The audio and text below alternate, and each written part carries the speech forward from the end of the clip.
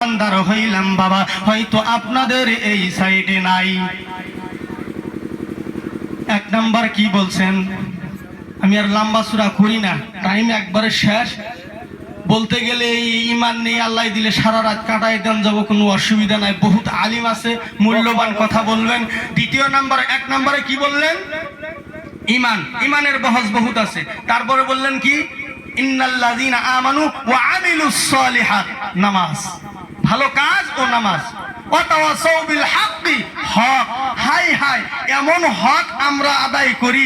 মেয়ে একটা বিয়ে দিয়ে হাইরা 40 বিঘা মাটি আছে, 1 বিঘা কোন রকম করে পাখা জারি দিয়ে বিক্রি করে 4 লাখ টাকা বিক্রি করলে 25,000 টাকা দিয়ে কই এটাই নিয়ে যাও আর দিয়ে আমরা।